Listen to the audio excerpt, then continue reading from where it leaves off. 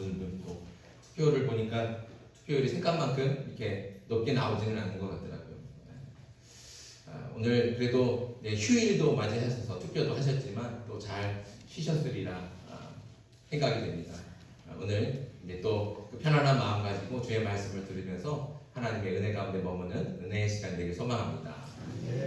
말씀을 이제 출애굽기를 이제 몇 주 동안 우리가 계속 보고 있는데 말씀을 이렇게 이제 한 장에서 이렇게 쪼개서 이렇게 보다 보니까 제가 이렇게 그렇게 말씀을 준비하고 이렇게 전하다 보니까 갑자기 이렇게 쪼개서 보다가는 1년을 지나가도 수요일만 내면 출애굽기만 계속 보겠다 이런 생각이 들어서 이렇게 하면 되겠다 생각이 들더라고요. 그래서 이제 한 장씩 보려고 이렇게 다시 계획을 좀 바꿨습니다.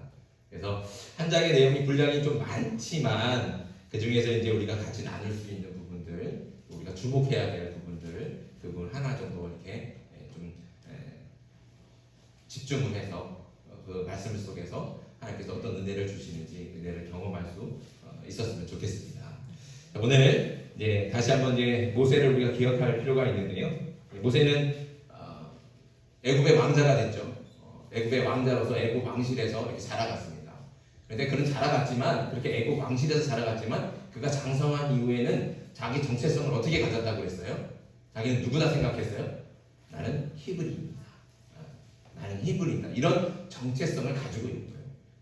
그게 어릴 때 어머니 요게벳으로부터 그 젖먹이 때 배웠던, 들었던 그거 배움과 더불어서 그 사랑 때문에 그런 정체성을 가졌다고 그랬습니다.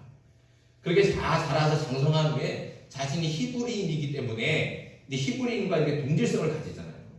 어느 날 히브리인이 애굽 사람한테 매를 맞는 걸 본 거예요. 그러니까 그걸 참지 못하고 달려가서 애굽 사람을 쳐 죽였습니다. 장성한 후에 자신이 스스로 어떤 생각을 가졌냐?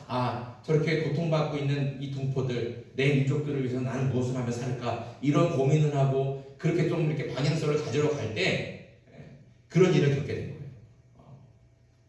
동포가 괴롭힘을 당하고 매 맞는 걸 보고서는 참지 못하고 달려가서 애굽 사람을 쳐 죽였다는 거죠.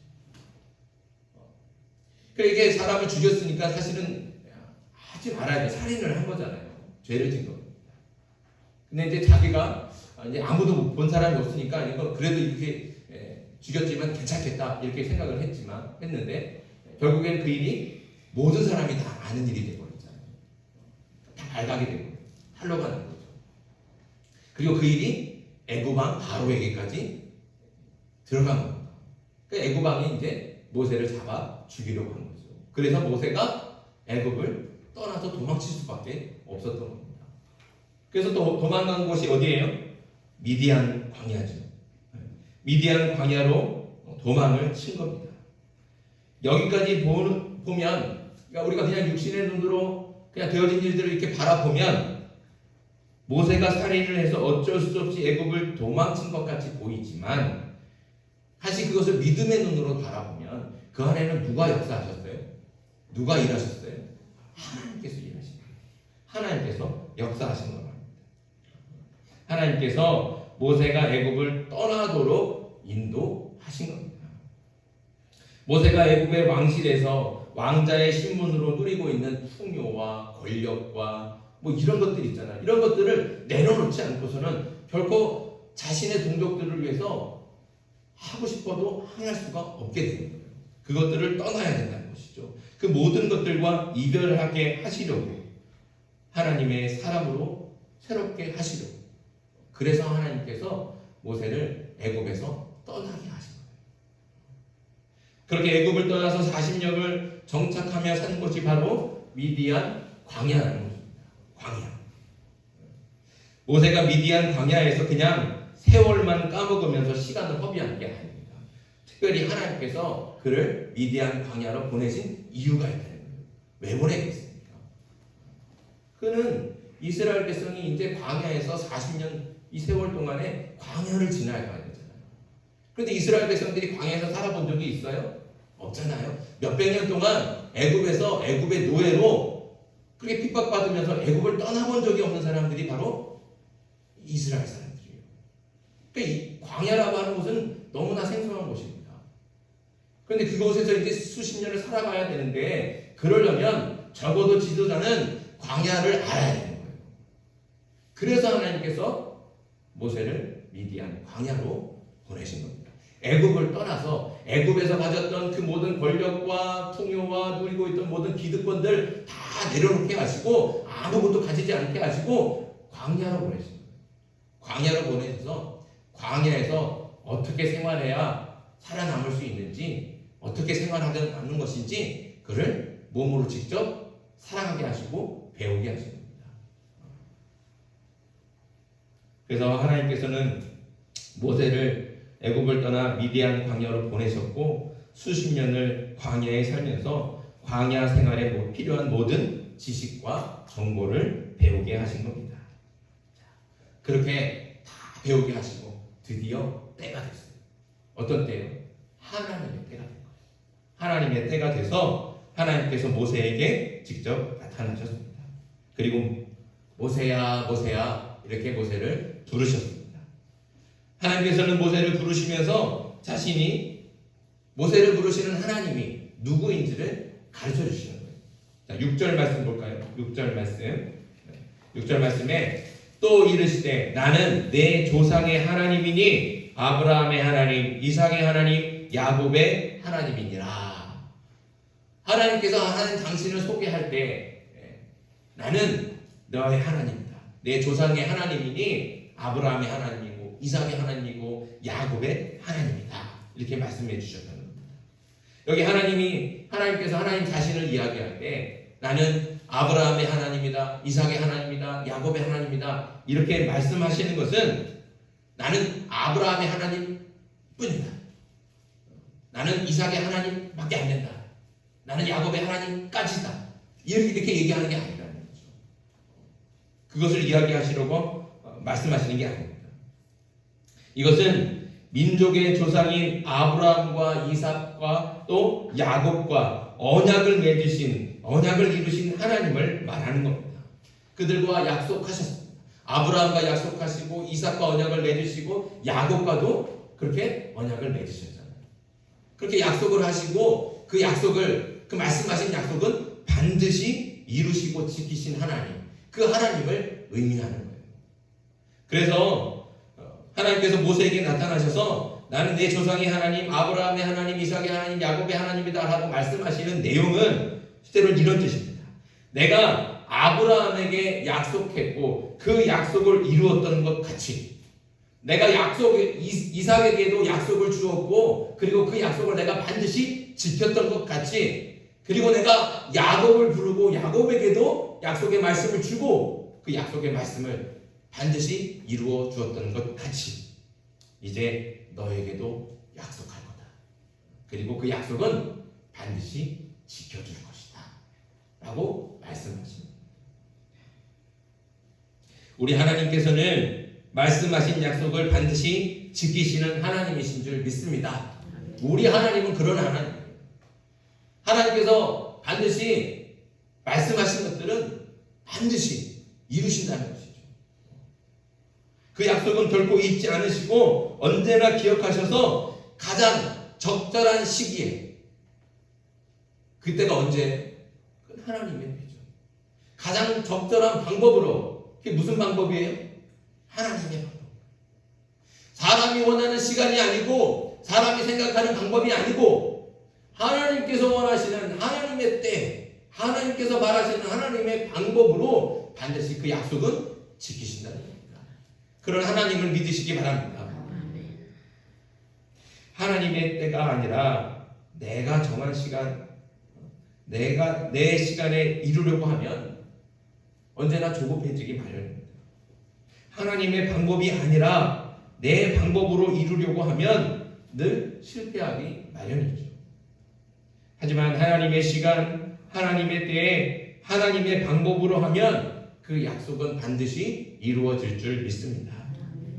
그러니 내 욕심과 내 생각을 내려놓고 인내함을 가지고 기다리는 것이죠.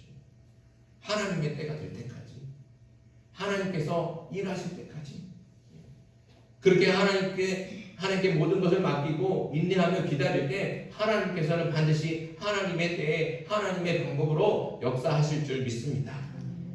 그 좋은 모델이 누구냐? 바로 모세라는 것이죠. 하나님께서는 애굽에서 고통하는 이스라엘 민족의 그 부르짖음을 들으시고 그들의 아픔을 보셨습니다. 그 부르짖음을 들을 때가 모세가 태어날 때 들으시지 않았다고 그랬죠. 수백 년 동안 노예로 살면서 그 괴로움 가운데 있을 때, 고통 가운데 있을 때 그들의 부르짖음을 계속 듣고 계시는 거예요. 그들의 아픔을 계속 알고 계시는 거죠. 기억하고 계시는 거예요. 잊지 않습니다. 버리지 않습니다. 하나님께서는 그 부르짖음을 듣고 계시는 거예요. 그렇게 듣고 있다가 하나님께서도 기다리시는 거예요. 언제? 하나님의 때가 될 때까지. 그래서 하나님의 때가 됐을 때 하나님께서는 모세를 통해 하나님의 구원 계획을 이루시는 겁니다. 그래서 모세가 나일강에 그렇게 떠내려가고 있을 때 바로의 딸을 통해서 그를 건져내게 하시는 거예요. 그게 하나님께서 하신 일이라는 것이죠. 그리고 그가 장성하고 애굽의 왕자로 힘과 권력이 있도록 자라게 하셨어요. 그런데 하나님께서는 그때 모세를 부르시지 않았다는 것이죠. 그때 사용하시지 않았습니다. 모세가 젊어서 혈기 왕성할 때 그를 부르지 않았습니다. 하나님께서는 모세를 통해 고통받는 하나님의 백성을 구원하시려는 그 하나님의 계획을 모세를 통해 세우셨지만 아직 때가 되지 않았기 때문에 또 기다리시는 거예요. 그리고 비로소 아무것도 가진 것 없는 나약하고 보잘것없는 양치기가 되어 있을 때 그 모세를 그 순간에 부르십니다. 젊었을 때 그 혈기왕성함이 다 사라진 80세의 노인이 될 때까지 하나님께서도 참고 또 참으셔서 마침내 하나님의 때가 되었을 때 하나님께서 모세를 부르신 겁니다. 이 모든 것이 하나님의 뜻이고 하나님의 때이며 하나님의 방법입니다. 이것을 사람들은 알지 못하는 거죠. 하나님의 때니까 사람들은 잘 이해하지 못해요. 왜 이제까지 여태까지 놔두시다가 이제서야 이런 마음이 들 수 있지만 그러나 그것은 하나님의 때라는 하나님의 방법이라는 것이죠. 우리가 모세를 다시 한번 생각해 보십시오. 하나님께서 모세를 지명하여 부르시며 이렇게 말씀하십니다. 10절 말씀 다시 보시죠. 10절 이제 내가 너를 바로에게 보내어 너에게 내 백성 이스라엘 자손을 애굽에서 인도하여 내게 하리라. 이렇게 말씀하십니다. 하나님께서 말씀하시죠. 모세에게 너를 보내서 내 백성 이스라엘 자손을 애굽에서 인도해 내겠다. 이게 누구의 말씀이에요? 누가 하시겠다는 거예요? 하나님께서 하시겠다는 거예요. 하지만 이 말씀을 들은 모세는 뭐라고 합니까? 11절 말씀. 모세가 하나님께 아뢰되 내가 누구이기에 바로에게 가며 이스라엘 자손을 애굽에서 인도하여 내리까. 이렇게 말해요. 모세의 말 속에 강조되는 것, 모세가 놓지 않고 있는 게 뭐예요? 내가 누굽니까? 내가 누군데 나를 보내십니까? 이렇게 얘기하는 거예요. 모세의 말 속에는 아직도 나, 곧 자기 자신이 중심인 거예요. 하나님께서 부르셔서 이스라엘 민족을 애굽에서 인도해 내겠다. 이게 누가 하시는 일입니까? 하나님께서 하시겠다는 거예요. 단지 그 일을 위해서 내가 너를 보내겠다라고 말씀하시는 거거든요. 근데 하나님께서 하시겠다고 말씀하시는데 모세는 계속 내가 누군데 내가 하겠습니까? 라고 되묻는다는 거예요.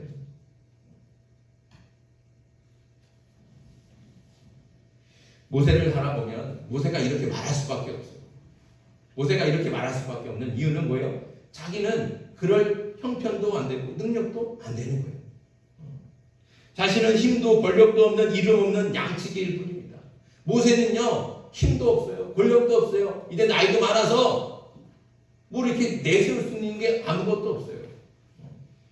그가 젊었을 때 그 혈기 왕성함도 사라진 노인에 불과합니다.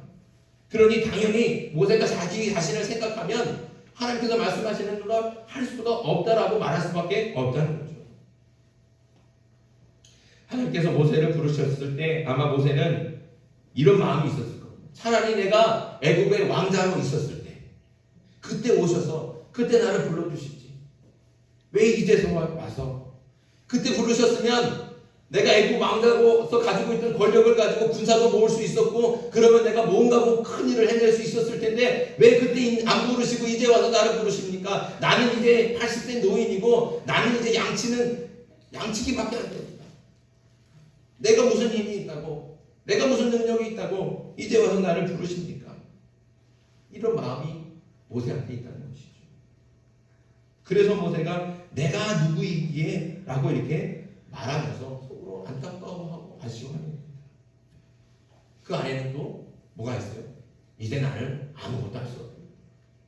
내가 젊을 때 애굽 왕실에 있을 때 그때라면 모르겠는데 나는 이제 아무것도 할 수 없습니다. 이렇게 고백하고 있는 것이죠. 그렇게 나는 그런 능력이 없습니다. 나는 할 수 없습니다. 하고 말하는 모세를 향해서 하나님께서는 뭐라고 말씀하십니까? 12절 말씀. 12절에 하나님이 이르시되 내가 반드시 너와 함께 있으리라. 아멘. 이게 하나님의 말씀입니다. 이것이 하나님의 약속이라는 겁니다.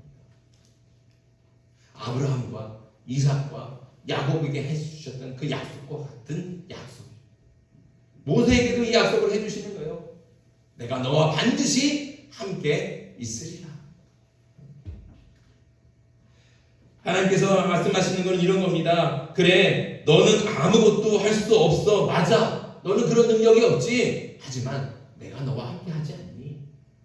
내가 너를 지켜줄 거 아니니? 내가 너에게 그런 능력 줄 거 아니니? 걱정하지 마라.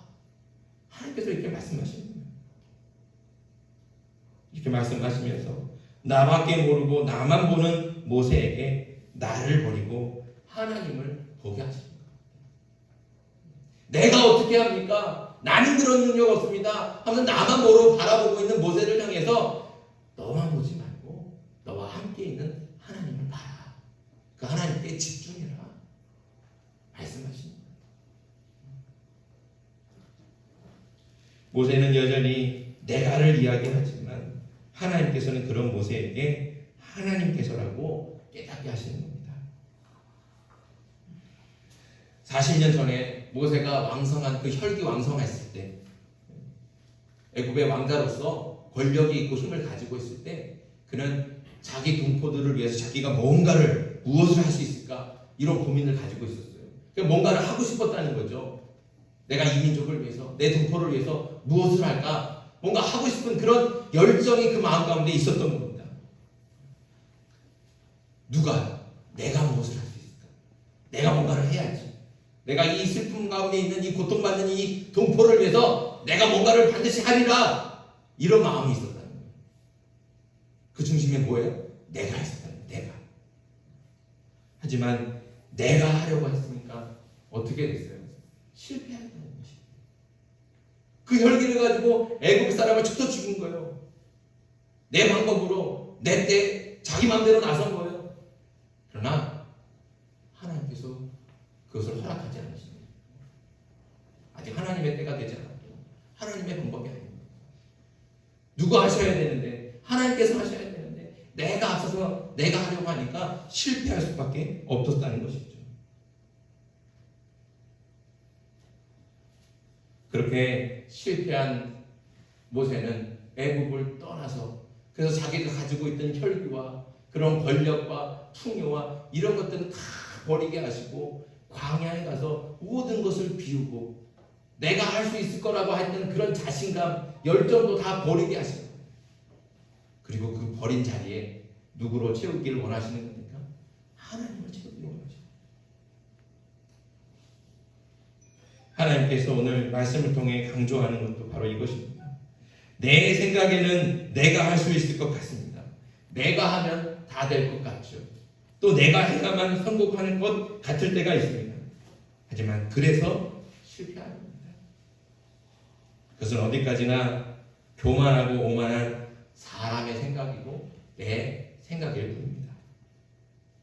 그렇게 붙잡고 매달리는 나를 내려놓고 내가를 버리지 않으면 결코 성공할 수 없다는 것이죠. 나를 버리고 내가를 내려놓고 그 자리에 하나님을 놓는 겁니다. 하나님으로 채우는 것이죠.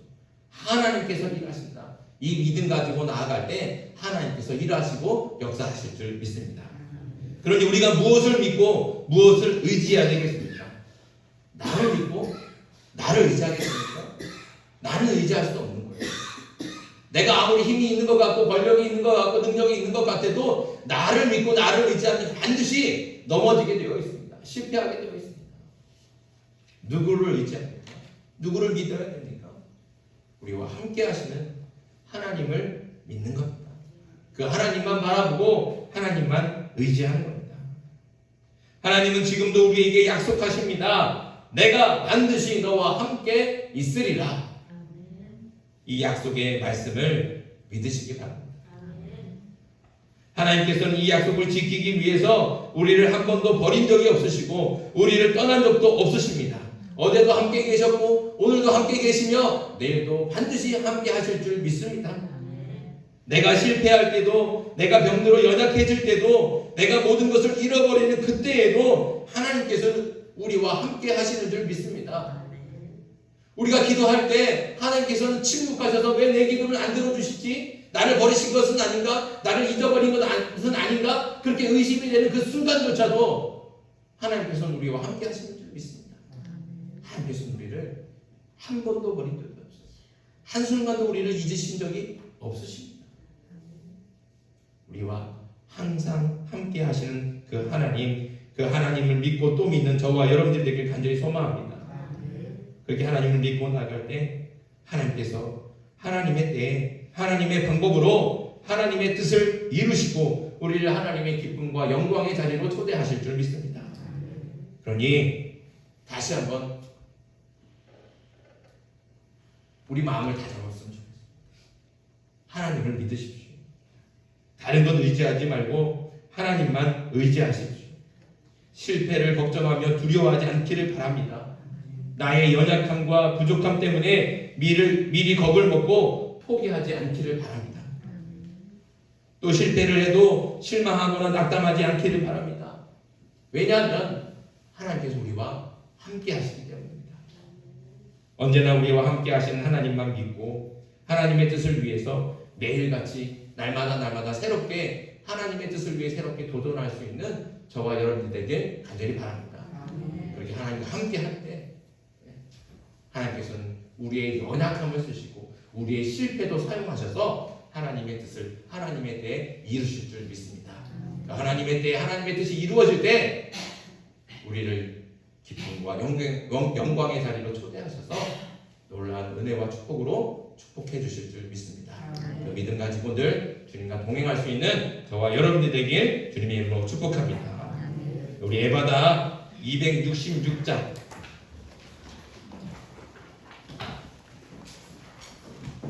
에바다 260